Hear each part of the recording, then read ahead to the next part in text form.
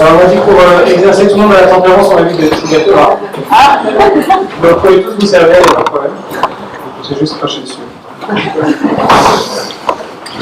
Alors, au début de ce second enseignement, je vais prendre quelques questions, un temps de 10 minutes, et puis après, on aura demain et le jour d'après, on aura du temps pour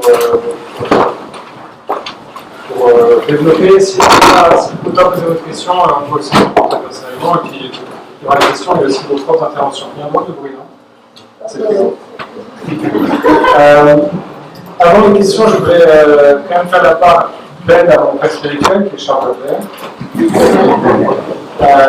Et vous lire celui-là, je ne fais pas par cœur, mais quelques extraits de l'introduction de l'histoire du mal.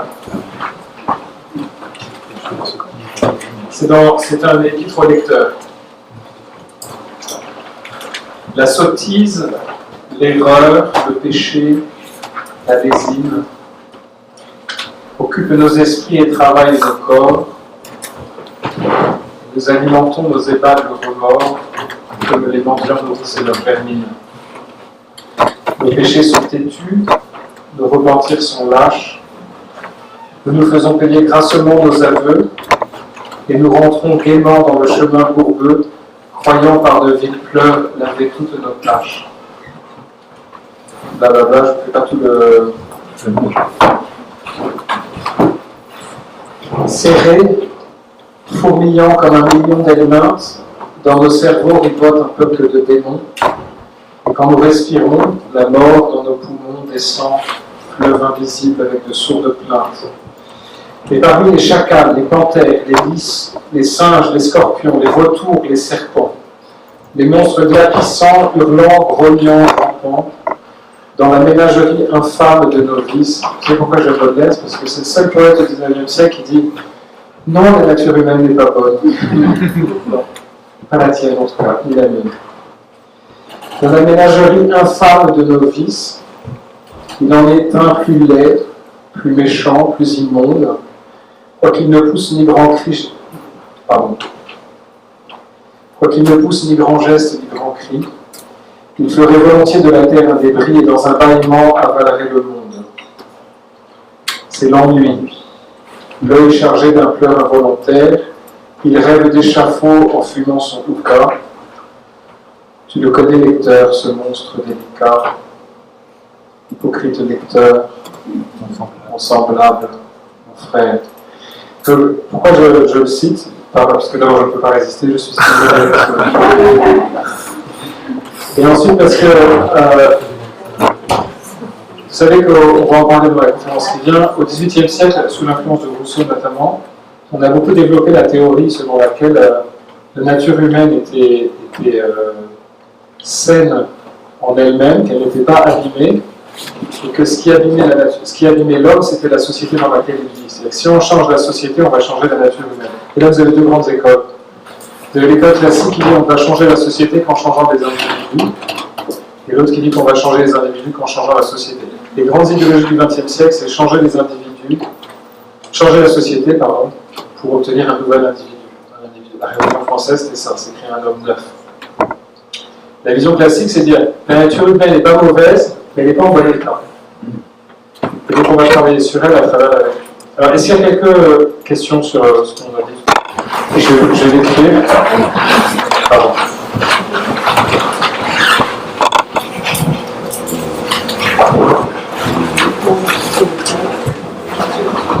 C'est un homme vraiment très intéressant. Et, vous arrivez à lire D-I-A-R-I-N-E, comme un révolutionnaire russe. Et Harvard comme Harvard, mais sans le premier R. Harvard, H-A-V-A-R-D. Oui, parce qu'il est franco-géorgien. Est-ce qu'il y a d'autres questions? Oui. Il y a un peu de vérité, mais en parlant des addictions, tu as dit que le besoin de sécurité pouvait aussi être une addiction. Est-ce que tu peux préciser? Il peut y avoir un besoin compulsif de sécurité qui se réfugie par exemple dans les tocs. Voilà, demain dit fort en repas, un côté compulsif de l'action qui correspond à un besoin psychologique de sécurité. Mais je ne suis pas un spécialiste de l'addiction, c'est c'est de loin que ça. C'est créé pour la Créé pour la grandeur. Tu disais tout à l'heure pour la première vertu que le corps était plus restreint du fait que l'esprit. Alors, pourquoi est-ce que les actes qui touchent la vertu de modération, la vertu de tempérance, ont un retentissement aussi fort psychologiquement? Et donc sur notre caractère, il me semble, c'est parce que justement ils rejoignent le plaisir de toucher, les peines du toucher. Quel est l'organe du toucher? La main? C'est la bouche. Vous pouvez mieux faire? La bouche? C'est le corps tout entier. Donc très curieux aussi. C'est pas la peau, c'est le corps tout entier. Donc la croissance personnelle va énormément passer par le toucher. Les enfants qu'on n'a pas pris dans les bras sont des enfants qui ne grandissent pas, qui ne vieillissent pas. C'est un vrai problème. Et les peines que l'on ressent dans son corps, les douleurs que l'on ressent dans son corps, ont une influence psychologique et ensuite une influence spirituelle très forte. Et c'est la même chose pour les plaisirs. Et quand on prend le plaisir de la nourriture et de la boisson, le plaisir sexuel étant encore plus fort, quand on prend son plaisir de manière immodérée dans ces plaisirs-là, ça a un retentissement très très fort sur la conscience qu'on a de soi. Alors qu'une médisance, qu'on va dire, peut être objectivement beaucoup plus grave. Par exemple, on peut détruire la réputation de quelqu'un, mais on n'en a pas un sentiment psychologique très fort. Alors que l'impression qu'on a mangé comme un cochon, on a un sentiment psychologique très fort. On parle de ce que je veux dire. Donc la modération, je ne suis pas en train de dire que les fautes les plus graves sont les fautes qui regardent la modération. Je dis qu'elles ont des conséquences qui vont très loin spirituellement. C'est ça qui est un peu curieux, c'est que finalement la modération, ça touche des choses qui ne sont pas les plus essentielles, qui sont importantes, mais qui ne sont pas les plus essentielles, qui regardent le corps. Mais ça a une influence sur l'esprit qui est très très forte. Alors, est-ce que par là, je suis en train de dire que les plaisirs du corps sont des choses négligeables? Pas du tout, puisque en fait, il faudrait que petit à petit nos actions vertueuses, elles soient associées à un certain sentiment de satisfaction dans le corps. Un sentiment peut avoir un sportif quand il a fait une grande course en montagne, il est épuisé, mais il éprouve un certain plaisir dans son corps, qui pour celui qui n'est pas sportif est une peine atroce. Mais pour celui qui est sportif, il y a un high, il y a un truc dans le corps qui se passe, qui fait beaucoup de bien. Donc je ne suis pas du tout en train de dire qu'il faut qu'on quitte le corps, parce que la modération, ce serait quitter son corps. C'est de savoir éprouver avec son corps ce qu'il est bon d'éprouver, de la manière qu'il est bon d'éprouver. À la limite, l'addiction n'est pas vraiment.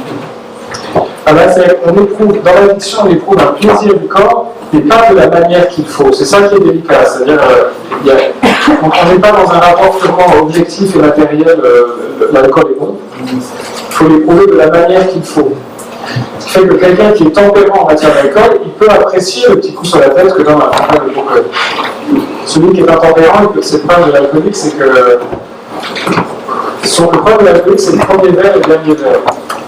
Il contrôle pas le premier verre et il ne peut pas prendre le dernier.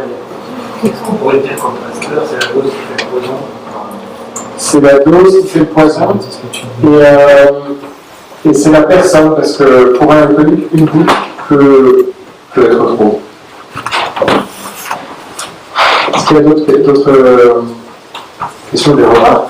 Alors, vous avez dit que les pensées entraînent des paroles, et les paroles des actions des comportements, etc.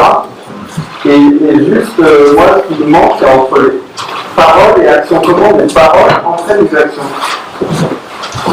Ce qui me semble, c'est que progressivement, on se met. Voilà. C'est ma chaîne du désespoir. Là. Je suis en train de forger ton destin. Il me semble que c'est parce que progressivement, on agit comme on pense. Et on agit comme on parle. C'est-à-dire, c'est très rarement les gens qui ont des obsessions sexuelles un peu fortes, qui se rendent compte qu'ils font tout le temps des personnes. C'est leurs paroles reflètent leurs pensées et disent quelque chose de leur action. C'est avec un alcoolique va parler de façon tout le temps. Ou alors ne pas en parler du tout d'une manière très curieuse. qui suscite la suspicion. Donc, il me semble que petit à petit, nos paroles en viennent à justifier la manière dont on vit, et la manière dont on vit entraîne un certain type de paroles.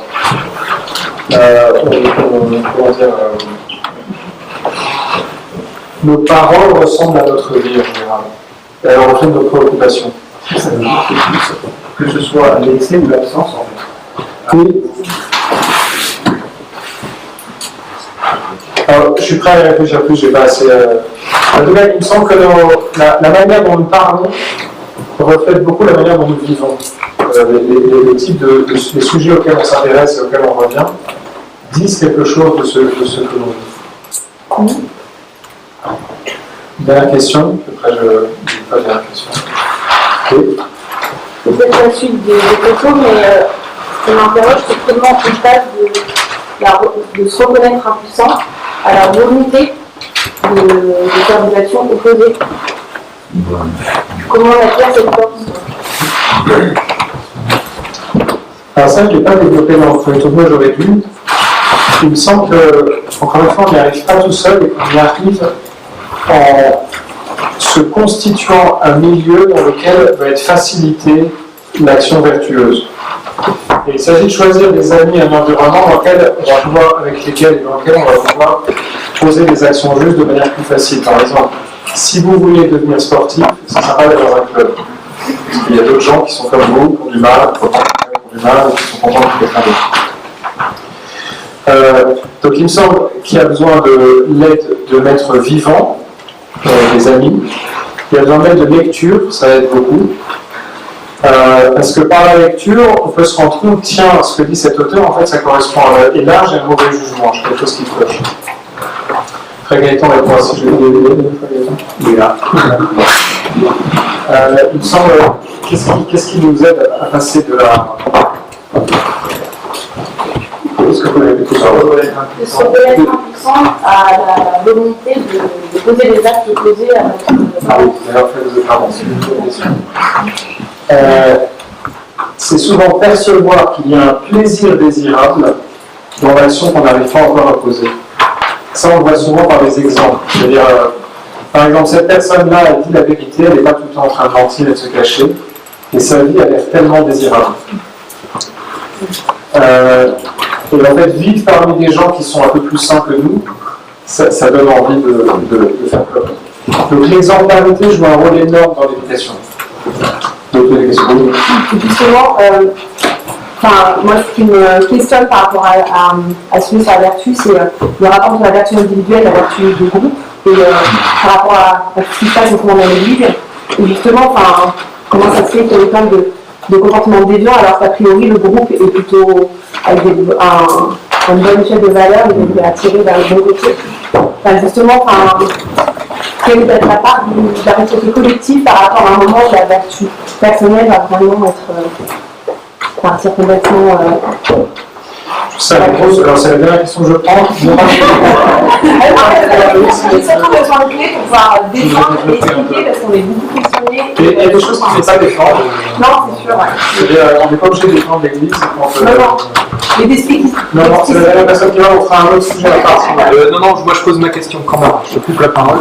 Non, c'est juste que j'avais pas bien compris. Non, parce que ta question est trop longue, mais il faudra en reparler à un autre moment. Est-ce que les 12 étapes, là, t'es passé très vite dessus, et tu peux juste en dire un mot? Je le ferai un petit peu plus tard, mais je vais d'abord répondre à cette question. Je vais le faire parce que c'est quelque chose qui m'importe.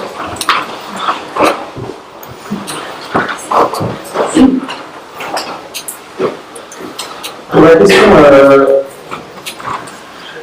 si je comprends bien la question, je la reformule pour être sûr qu'on parle de la même chose. C'est la question comment est-ce qu'un milieu comme l'Église catholique peut permettre l'émergence de comportements vicieux comme tous ceux dont on parle en ce moment avec la crise de la pédophilie. C'est ça? Oui. Il me semble qu'il y a plein d'éléments. Alors, le premier essentiel, c'est l'acte pédophile, l'acte d'abus en général est un acte vicieux et inadmissible. C'est-à-dire qu'il est explicable par des causes, mais il est injustifiable. Il n'y a pas de... ça ne veut pas dire que la personne est totalement condamnable et doit être mise à mort, mais l'action elle-même n'est jamais justifiable. Moi, je me rappelle, hein, dans des familles, donc le machin, il aime bien les petites filles, c'est son truc. C'est injustifiable, on ne peut pas justifier ça. Alors, qu'est-ce qui se passe dans l'Église? Il semble que les facteurs sont nombreux. D'abord, quelqu'un qui a une tendance pédophile, c'est quelque chose qui est maladif. C'est-à-dire, et quand je dis maladif, je ne veux pas dire quelque chose qui est complètement passif, une part de responsabilité.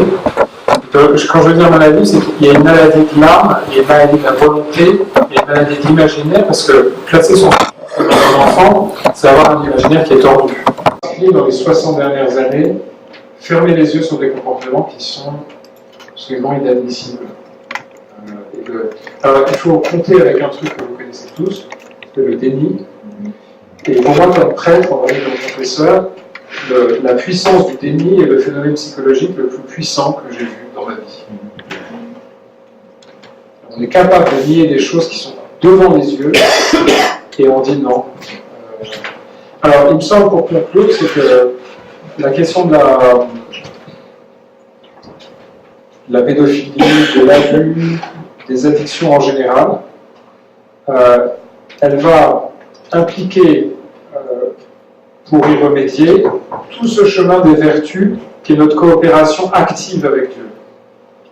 Il y a eu une école dans l'Église, en particulier après le Concile Vatican II. Alors désolé pour ceux d'entre nous qui ne sont pas chrétiens, je fais un tout petit peu d'anthropologie catholique, une minute, sociologie catholique.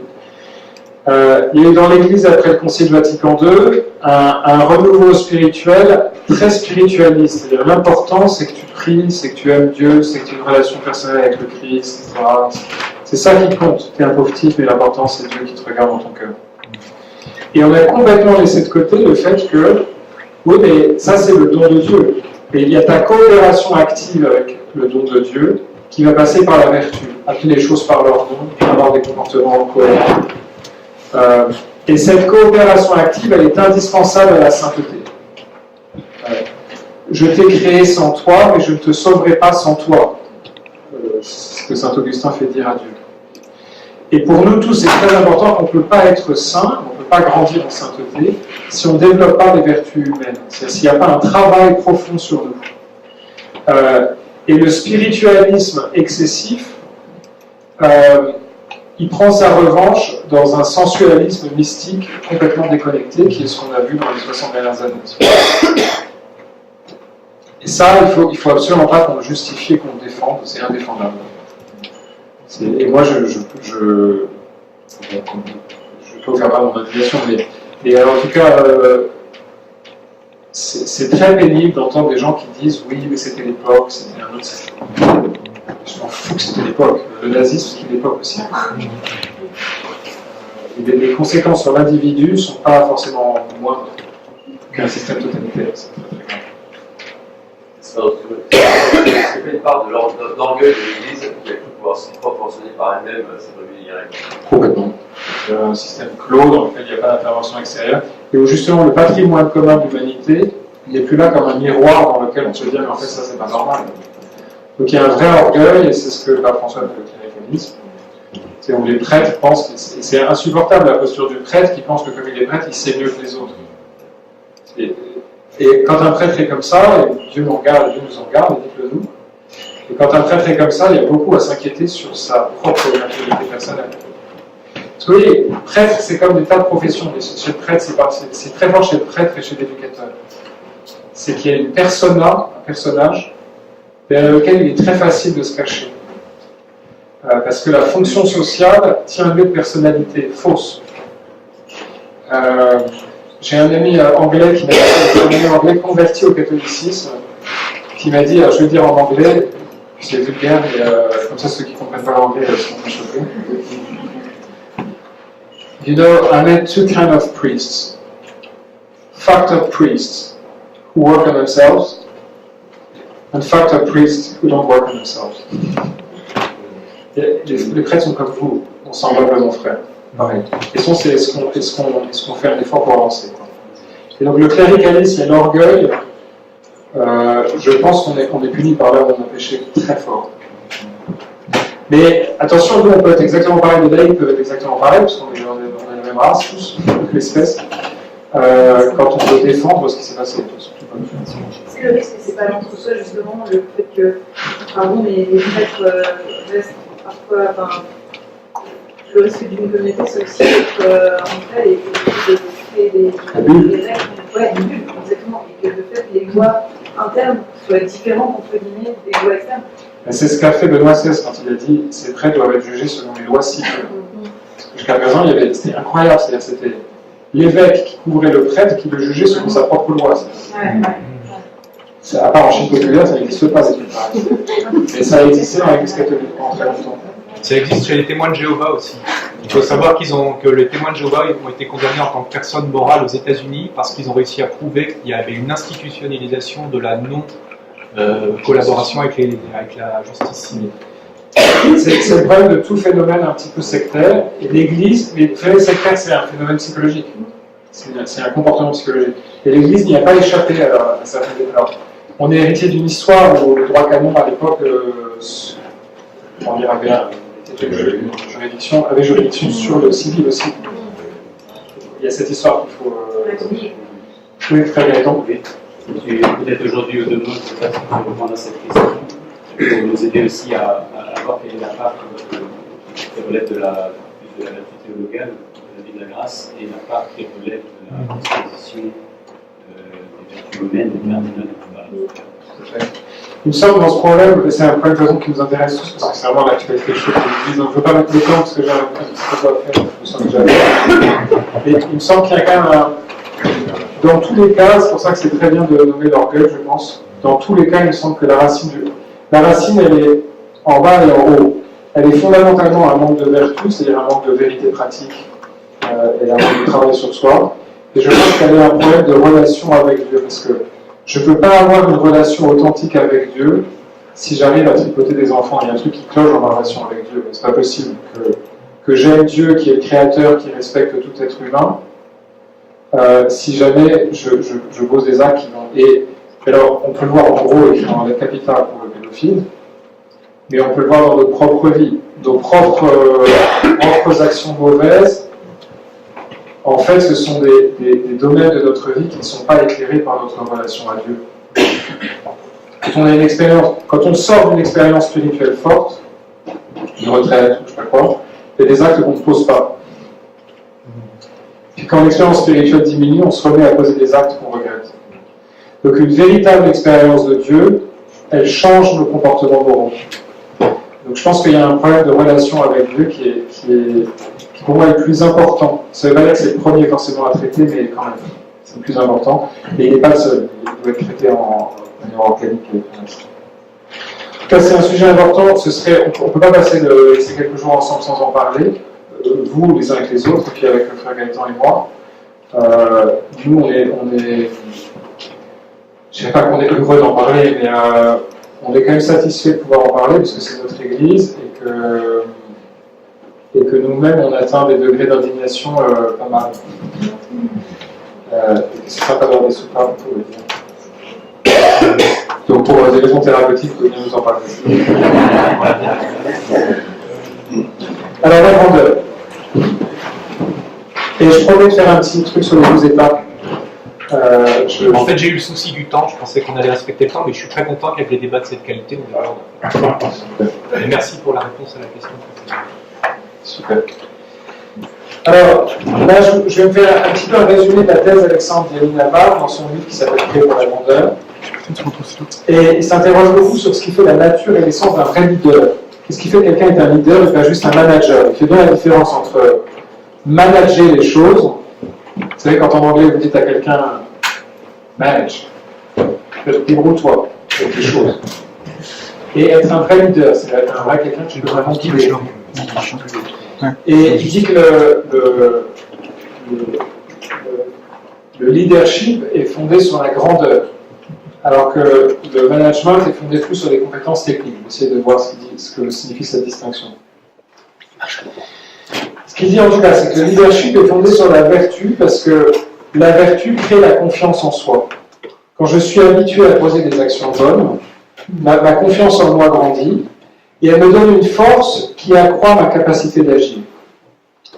plus j'ai confiance en moi, plus je suis capable d'agir. Et plus j'agis bien, plus j'ai confiance en moi et je suis capable d'agir. Il y a un cycle vertueux que communique la vertu, justement.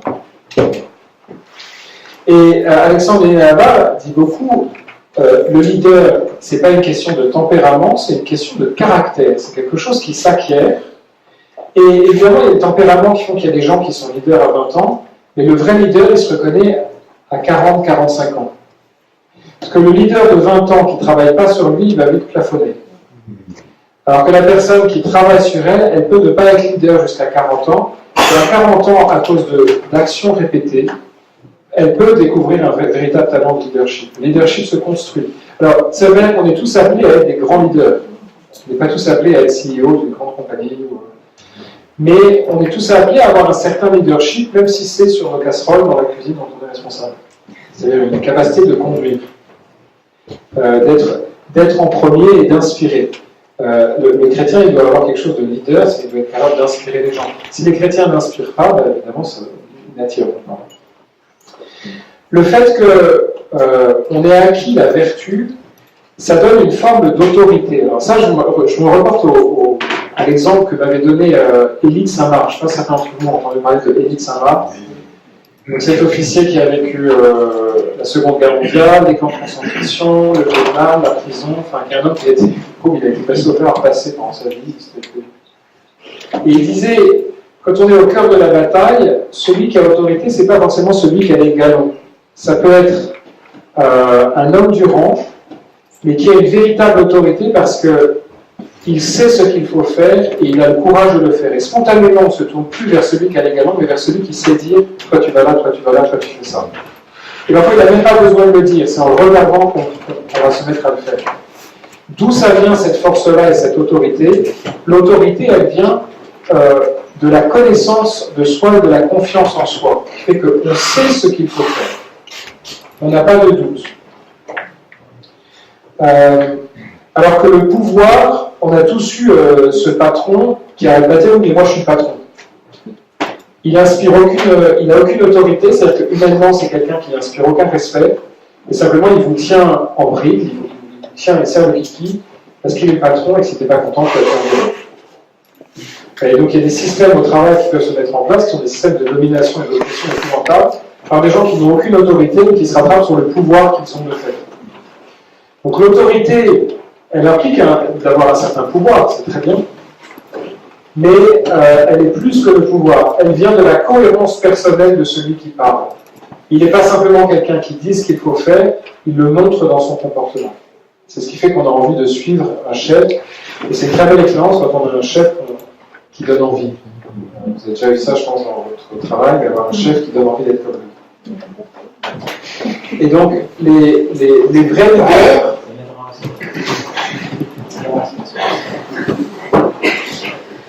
leaders, ils pratiquent une éthique de la vertu, c'est-à-dire la vérité pratique de l'action, plutôt que de la règle. Les gens qui reviennent toujours aux règles, ça sent pas bon. Alors, la thèse d'Alexandre Denis-Navarre, c'est que notre action doit être fondée sur les vertus cardinales. Les vertus cardinales, vous vous rappelez leur nom? Prudence. La force, la prudence, la force, la prudence, la tempérance et la justice. Il dit, notre action, elle doit être fondée sur ces vertus-là. Il dit, ces vertus, elles finissent par engendrer un type de caractère qui produit une vertu d'un type particulier, et c'est celle que je vais parler aujourd'hui. Le thème, c'est la grandeur. Pour les Grecs, on appelait ça la magnanimité, magna anima, avoir une grande âme. Celui qui possède la vertu, ça c'est la définition aussi vieille d'Aristote, celui qui possède la vertu, c'est celui qui se sait digne de grandes choses. Il sait qu'avec les qualités qu'il a acquises, il n'aime pas les tiragots dans la rue, il n'aime pas les petites histoires de compétition entre les gens, il n'aime pas les petits profits, il est fait pour de grandes choses. Ça m'a frappé, j'ai remarqué quand j'ai rencontré des grands patrons qui n'avaient aucun intérêt humainement, des techniciens ou des manipulateurs épouvantables. Mais j'ai rencontré quelques grands patrons qui étaient vraiment des grands hommes. Et c'était très frappant que excusez-moi, j'ai un trou. Oui. C'était des gens qui croyaient à la grandeur de leur entreprise parce qu'ils croyaient à leur propre grandeur et à la grandeur de leurs employés. C'était des gens qui voyaient extrêmement large. Et ça ne peut venir que d'un caractère qui implique la modération, la justice, la tempérance et la finance. Si on est cohérent avec soi-même, alors on ne pense plus que c'est normal de tomber dans des petits trucs mesquins. Vous voyez ce que je veux dire? J'ai du mal à l'exprimer. Est-ce qu'il y en a pour qui c'est vraiment complètement confus? Dites-le-moi et j'essaie de reformuler.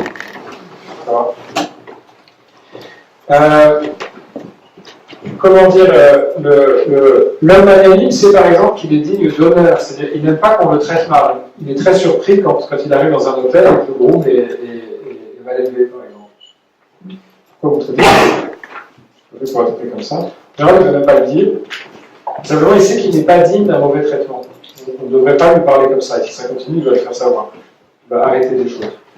Il sait qu'il est digne d'honneur, mais en fait, l'honneur pour lui est moins important que de savoir qu'il est vertueux. Ce qui intéresse l'homme magnanime, celui qui a une grande âme, c'est de pratiquer la vertu. Il a une confiance en lui qui vient du fait que les actions qu'il pose sont bonnes, elles sont fondées sur un bon caractère, et donc il a une confiance dans son être, pas juste dans ses actions, et en transformant ses comportements, il a transformé son être, et il se sait grand. Il sait qu'il est grand. Et donc, il a une conscience très forte de sa dignité et de sa valeur personnelle.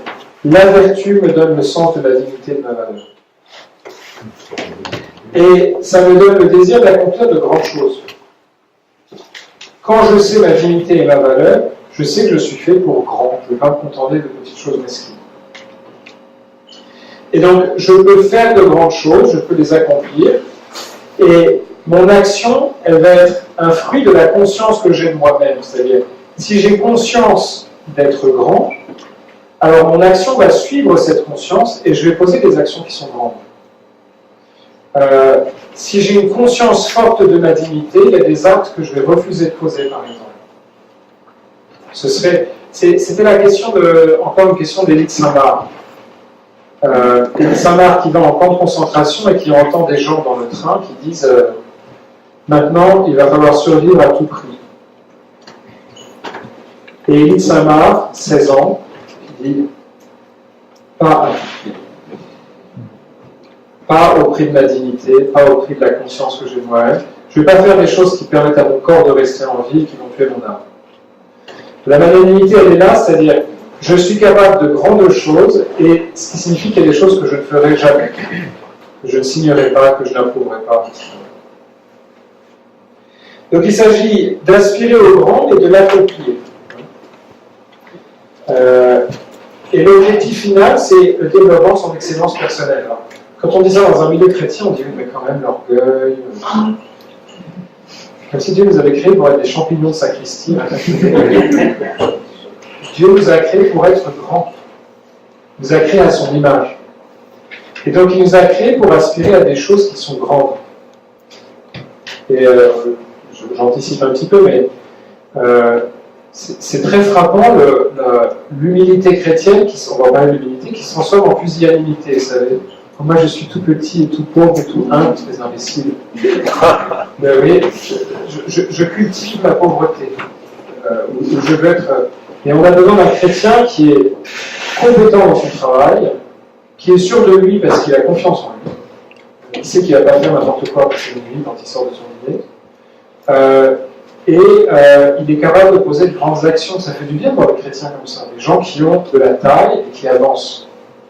Et il y a une espèce d'humilité, une fausse humilité psychologisante qui consiste à dire mais moi je suis rien, je suis tout petit. Je me rappelle ces bonnes sœurs que j'ai rendu visite.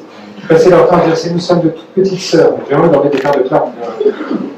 Qu'est-ce que tu as à prouver là? Qu'est-ce que tu veux m'expliquer? Tu es très humble, c'est ça ton truc? Très, très intéressant le couvent comme lieu de connaissance de la nature humaine. Parce qu'au début c'est super, ils font des milliers de programmes. courage. En fait, on parle avec les gens. Parce que c'est la même nature humaine, c'est la mienne, c'est la vôtre. La magnanimité, qu'est-ce qu'elle fait? Elle fait que comme j'ai confiance en moi, eh ben, j'espère des grandes choses. Et par exemple, pour la balade de demain, bon, ça dépend de conditions physiques à chacun, mais celui qui est magnanime et en bonne forme physique, il se dit, ben, je vais me faire un petit sommet, moi. Je vais me faire un marathon. Celui qui est pusillanime, il va dire, oh non, le marathon, j'y arriverai jamais. Il n'avait pas essayé. Si le médecin vous dit pas en faire, ne faites pas, évidemment. Mais j'ai lu un article très intéressant qui m'était envoyé par un ami hier soir, très tard, parce qu'il est aux États-Unis. Il fait le marathon de New York, là, ce week-end. Samedi. Et il m'a envoyé un article, il est le CEO d'une grosse boîte, et il disait 10% des CEO des plus grandes boîtes du monde ont fait un marathon. Ah oui, tiens. C'est intéressant, quand même. Donc il dit, bon, je fais bien de faire le mien. Et donc, quand j'espère de grandes choses, j'ai de la joie. La magnanimité, c'est-à-dire cette conscience de ma grandeur et cette capacité d'accomplir de grandes choses, et ça me donne de la joie parce que quand je me lève le matin, c'est pas pour des queues de cerise, c'est pour accomplir de grandes choses. Je sais que ma journée va valoir le coup parce que aujourd'hui, je vais poser des actions qui valent le coup. Ça veut pas dire que je vais transformer la planète, mais ça veut dire que ma vie va correspondre à ce que je veux qu'elle soit. Et par exemple, moi, c'est une petite hygiène de vie que j'ai. Je suis pas la magnanimité, je pense pas être un pro. Parfois, j'ai l'impression d'en parler quand je parlais de la miracle de Chine que j'ai jamais vue. Mais quand même, il y a des. Oui, on peut se sentir pas très bien quand on se réveille le matin. Vous savez, le réflexe du français, ah, encore une journée pourrie. Ça, encore un matin, voilà. Comment philosophe.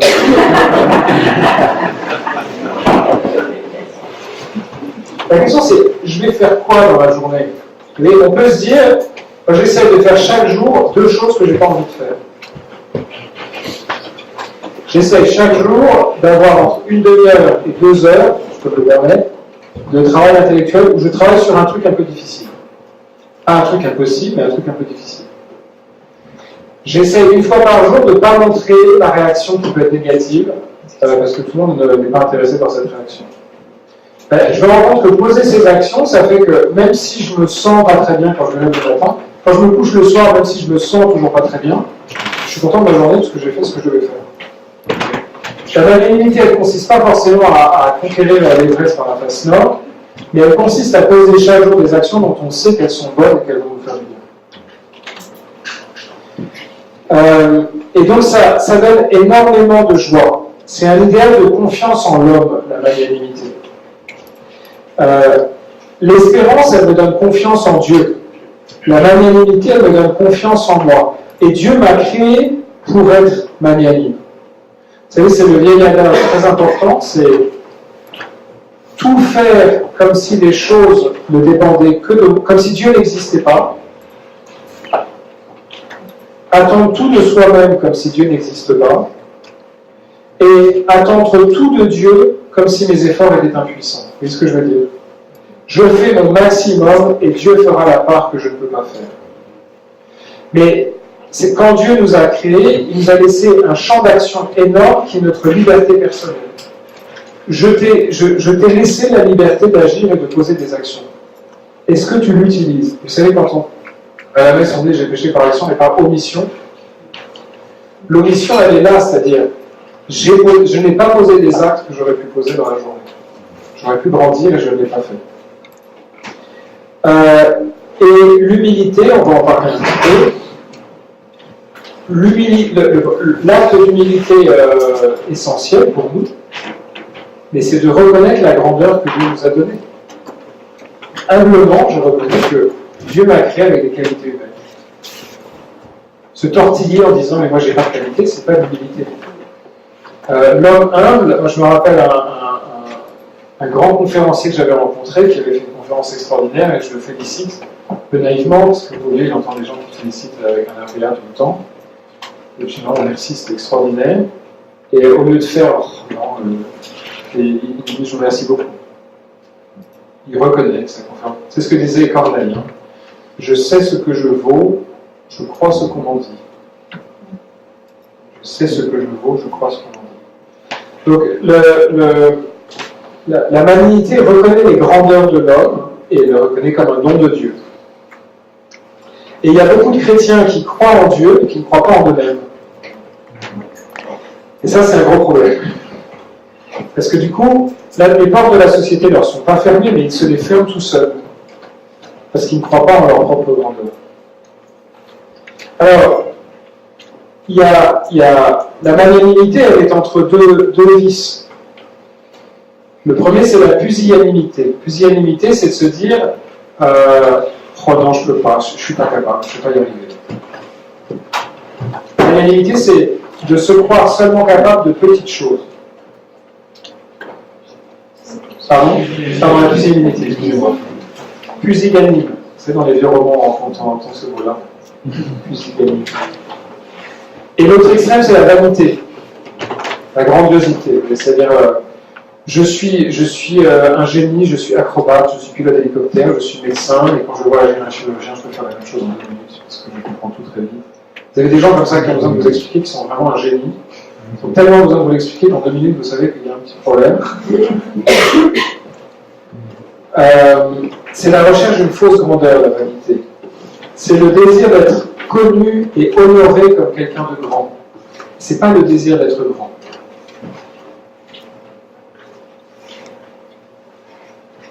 C'est très frappant quand vous vivez dans un... Je rappelle quand j'habitais Manhattan, à Manhattan, on croisait très pauvre, on croisait très riche. C'était très frappant la vanité, c'est-à-dire quand j'habitais en Europe de l'Est, le gros problème,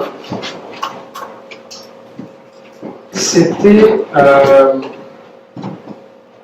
l'orgueil. C'était des gens qui avaient été tellement humiliés que leur problème, c'était vraiment la dignité qui était l'orgueil. Entre l'humiliation et l'orgueil, il y a un peu le même steak.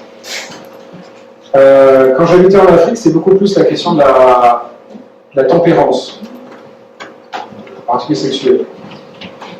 C'est ça qui revenait beaucoup dans les problèmes des gens. En Europe occidentale, ce qui est très frappant, c'est la vanité. C'est-à-dire qu'on vit énormément du regard des autres. Et la vanité, c'est pas vouloir de grandes choses, c'est vouloir que les autres pensent de moi de grandes choses. Or, la vraie grandeur, elle est dans la vertu. Et rechercher l'honneur et la gloire, c'est faire obstacle à la vertu, parce que l'honneur et la gloire ne sont pas vertu. L'honneur et la gloire sont des conséquences.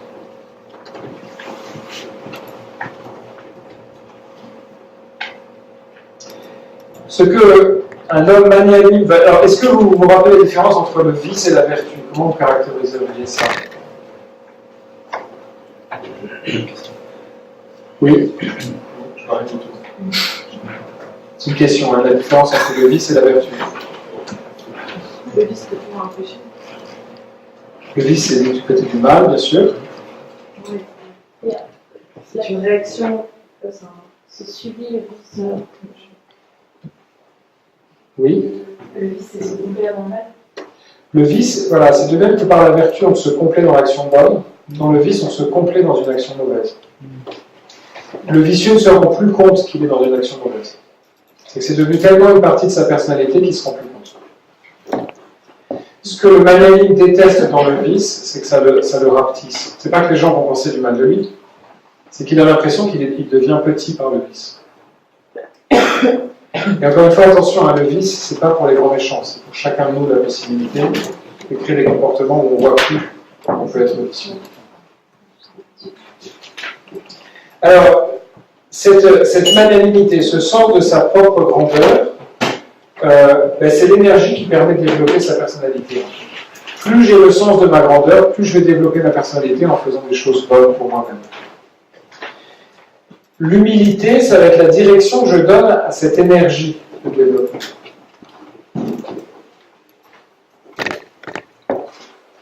Et si je suis magnanime et que j'ai une conscience de ma propre grandeur, je vais avoir conscience de la grandeur des autres. Et quand j'ai conscience de ma propre dignité, je ne suis pas surpris par la dignité des autres. Quand je suis... un des personnages préférés du film, c'est Louis de Funès dans La Grande Vadrouille. C'est l'homme qui a tous les vices. Les petits, méchants, mesquins, vicieux, envieux, il est vraiment atroce. Et pour ça, on l'aime bien, parce qu'on se reconnaît un peu dedans.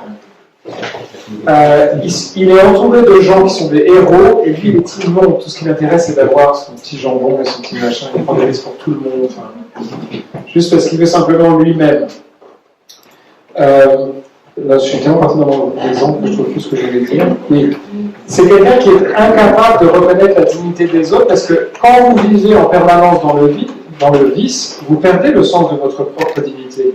Et donc, vous ne reconnaissez plus la dignité des autres. Quand j'ai un sens de ma propre dignité, j'ai un sens de celle de l'autre, et donc du fait que l'autre est un certain infini sur lequel je n'ai pas de pouvoir, je n'ai pas d'emprise, je ne peux pas mettre la main sur l'autre. Tout ce que je peux faire, c'est servir sa dignité. Sa dignité n'est pas un obstacle à la mienne, mais ayant conscience de la mienne, je peux avoir conscience de la sienne. C'est Jean-Paul II qui disait « J'aime beaucoup mon pays, c'est pourquoi je comprends très bien les gens qui aiment beaucoup le leur. »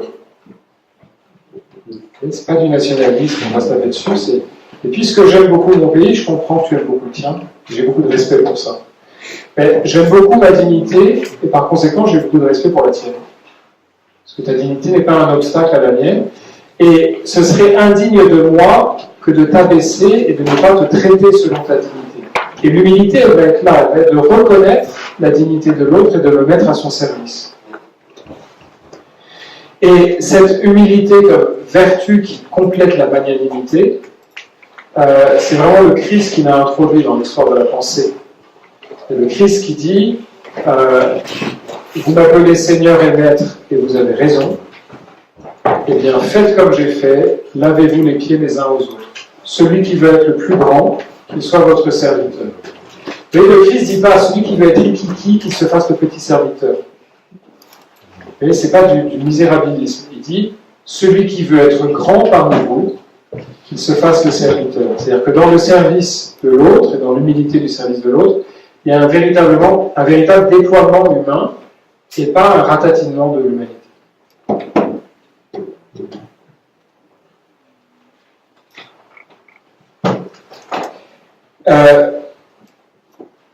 Comment dire, ça donne un sens, cette humilité qui accompagne la magnanimité, elle me donne un sens du fait que toute l'humanité est une union de toute l'humanité. On a tous une valeur immense parce qu'on est créé par Dieu. Alors que l'orgueil et l'égoïsme vont nous rendre tristes, amers et pessimistes.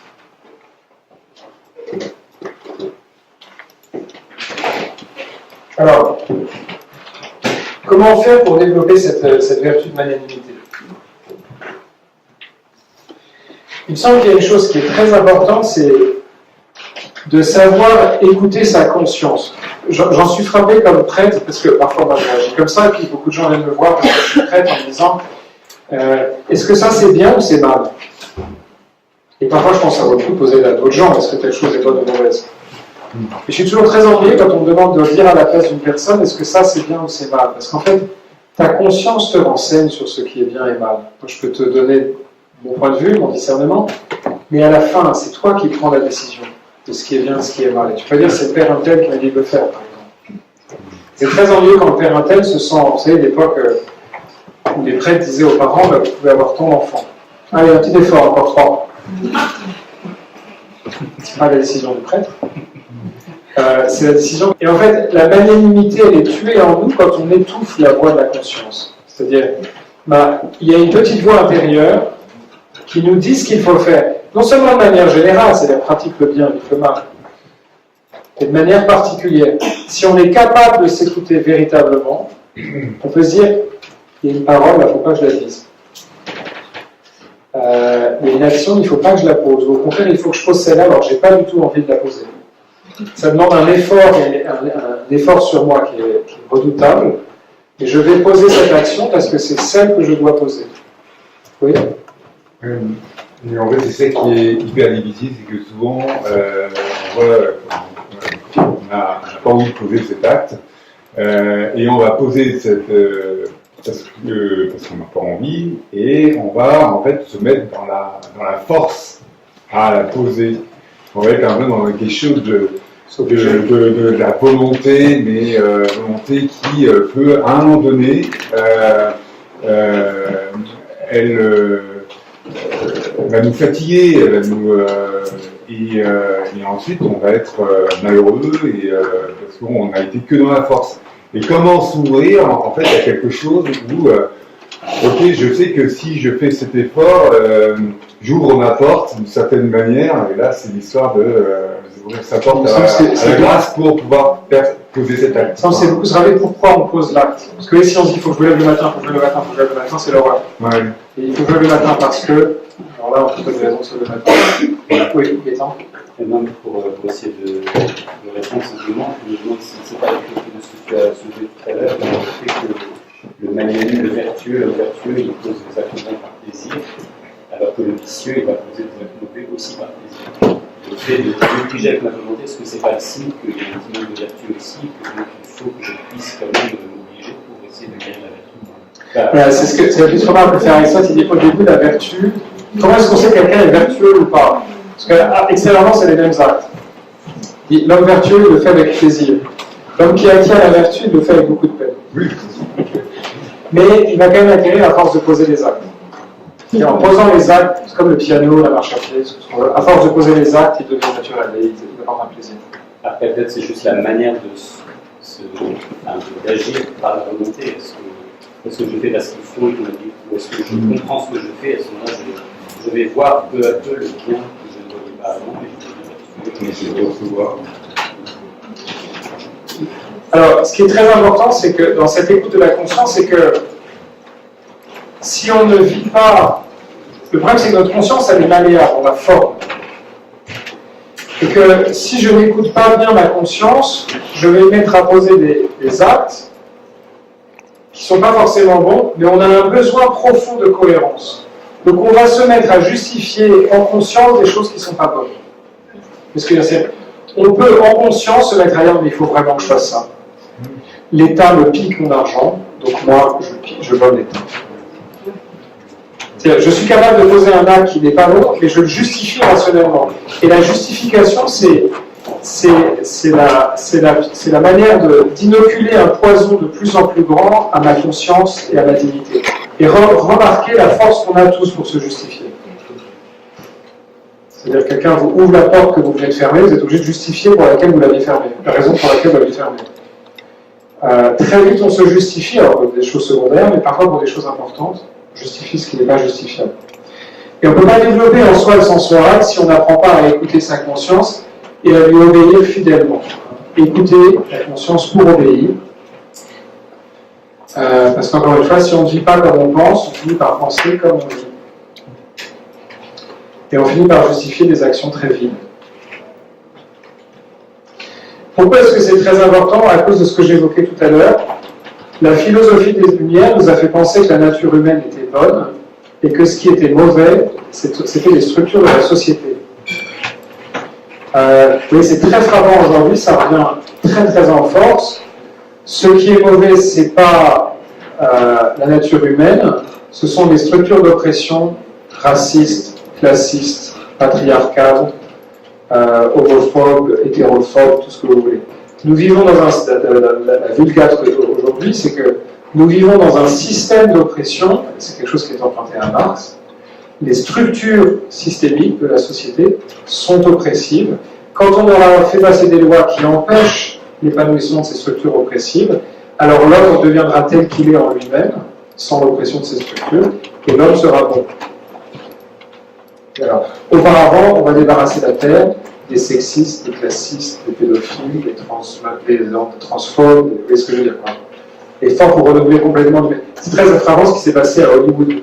C'est-à-dire, on supprime jusqu'à l'existence morale des personnes qui ont été mises en cause dans les scandales. Kevin Spacey, on ferait ça aujourd'hui, on aurait fait ça il y a 60 ans, Edith Piaf passait à la casserole, il n'y a plus personne. Donc, c'est très impressionnant comme on veut créer une structure qui soit en elle-même parfaitement propre, parce que si la structure est bonne, l'homme va être bon. Alors qu'en fait, c'est l'homme qui de l'intérieur change. Je peux être dans la meilleure structure possible, je peux être dans un lycée d'excellence. Si moi je ne change pas, je ne vais pas changer. C'est pas la structure qui va me transformer. C'est très intéressant pour l'Église, hein, parce que on est membre de l'Église, alors on s'indigne, on dit vraiment c'est dégueulasse et tout, et on a raison parfois. Mais il ne faut pas attendre que l'Église soit parfaite pour être parfait soi-même, parce que ce qui va changer l'Église, c'est la propre sainteté. Ce que disait Bernanos pendant la guerre, il disait l'Église n'a pas tant besoin de réformateurs que de saints. Les vrais réformateurs, ce sont les saints, ceux qui changent leur propre comportement. Donc toute transformation sociale, elle est inefficace, elle est même nuisible si elle n'est pas accompagnée d'un effort vraiment sérieux de transformation personnelle. Et ça, c'est le résultat d'une lutte intérieure soutenue, obtenue par l'effort. Et c'est ça qui fait la maturité et la grandeur. Alors, ce qui va beaucoup aider pour ça, c'est être capable de voir les qualités des autres, parce qu'on est entouré de gens qui ont des qualités, en fait, qui font des choses bien. Je parle avec quelques-uns d'entre vous depuis ce matin, et j'essaie de demander quelles sont les qualités pour les personnes qui viennent de parler.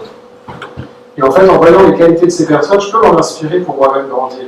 Il y a quelqu'un qui a un regard positif sur les gens, il y a quelqu'un qui a une écoute attentive, quelqu'un qui est amusant, blablabla, il y a des qualités variées, c'est juste croisé. Il s'agit de regarder ce qu'il y a de positif. Si je choisis de regarder ce qu'il y a de positif, je vais pouvoir m'en inspirer. Si je choisis de déprimer, je vais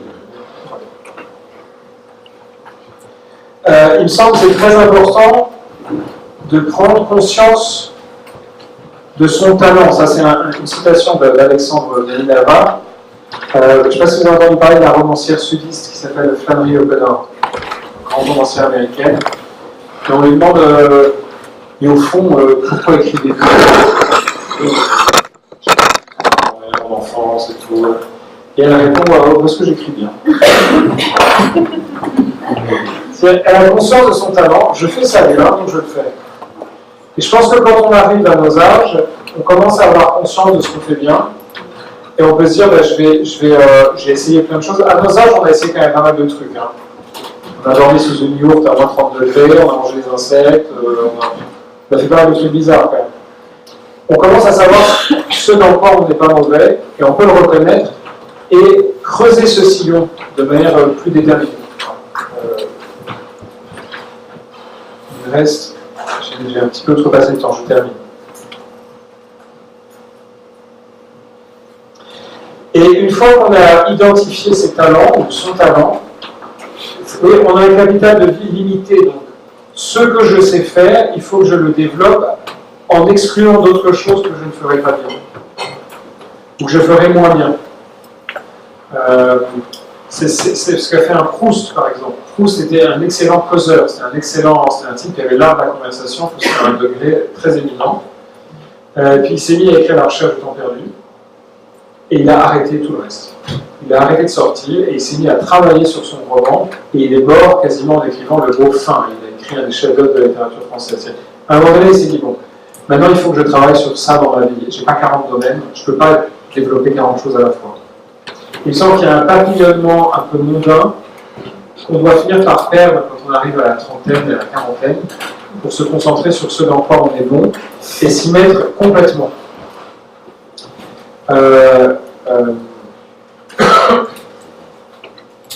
Et ça va impliquer de fuir les plaisirs faciles.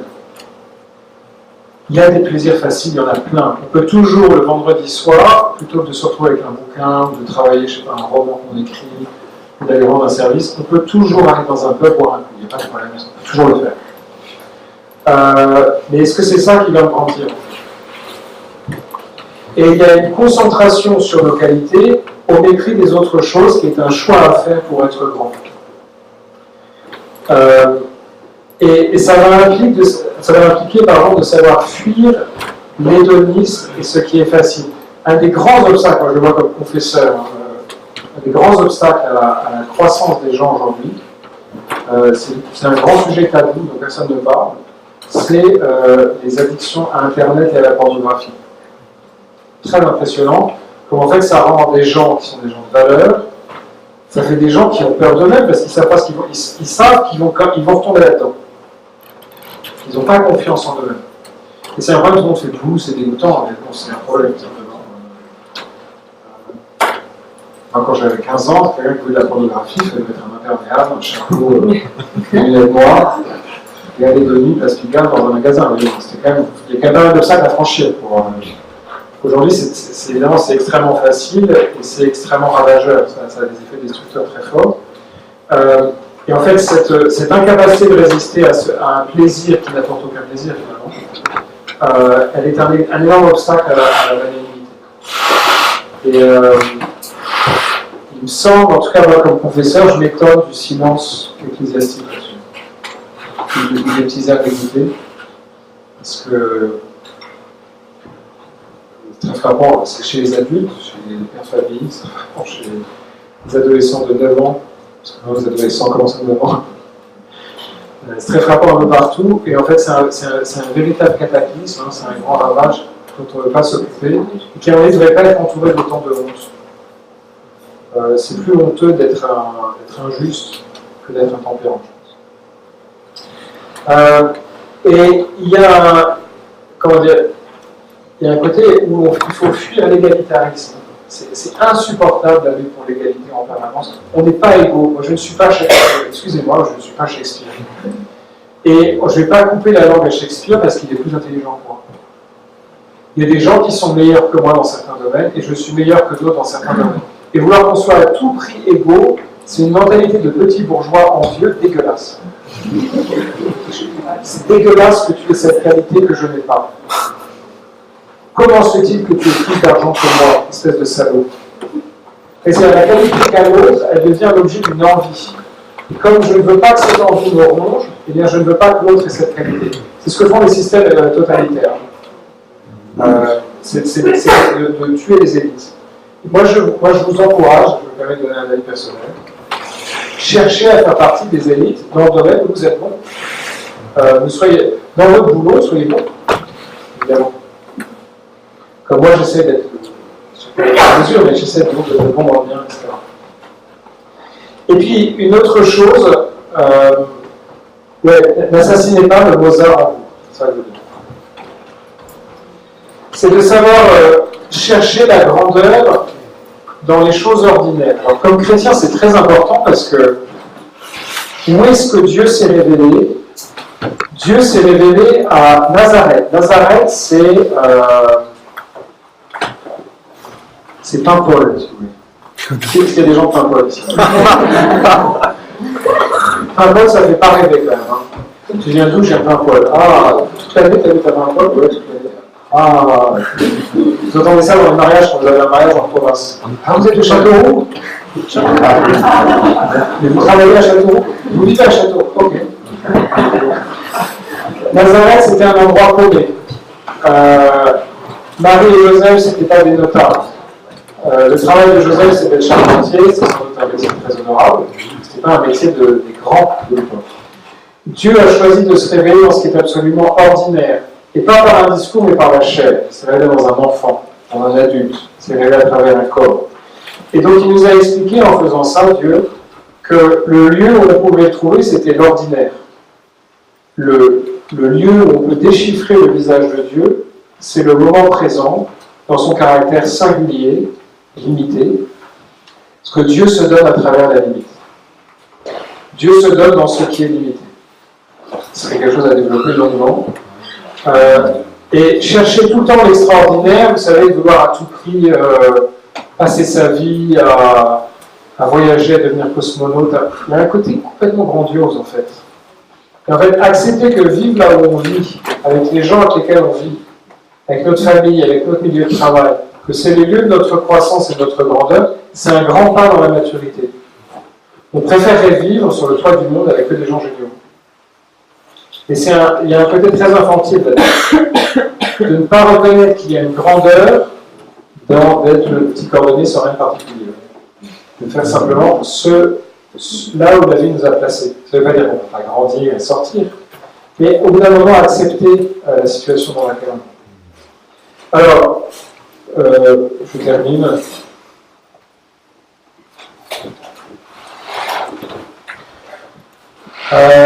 La crainte que nous pouvons avoir, c'est de ne pas reconnaître nos talents et de ne pas les faire fructifier et d'enterrer nos talents.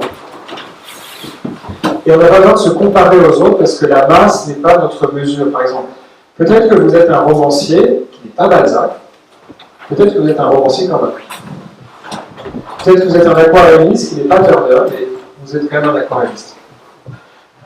Et il n'y a pas besoin de se comparer aux autres pour faire ce qu'on est bon, ce à quoi on est bon. Et avoir le même jugement sur les autres qui ont le droit d'être bons aussi dans leur domaine. Bon, ma conclusion, elle n'est pas de moi, c'est une citation d'Alexandre Diamidava. Il dit ceci: le monde est plein de ceux qui semblent prédestinés à la perfection, j'en très beau, mais qui à l'âge de la maturité se révèlent être de véritables médiocrités. Ils avaient tout pour eux, et ils n'en sont pas servis. Le monde est plein de ceux qui n'ont l'air de rien, mais qui, après avoir travaillé sans relâche pendant de longues années, deviennent à 45 ans de véritables leaders. Ils ont travaillé, ils ont fait l'effort de la vertu. Alors 45 ans, l'âge que vous voulez, mais c'est-à-dire qu'on peut, en travaillant sur soi, devenir véritablement grand, et la grandeur ne va pas être un sentiment d'exaltation, mais une conscience de soi très profonde, qui vient non pas d'un sentiment, mais de l'accumulation des actions qu'on a posées dans notre vie. C'est cette grandeur qu'on se souhaite.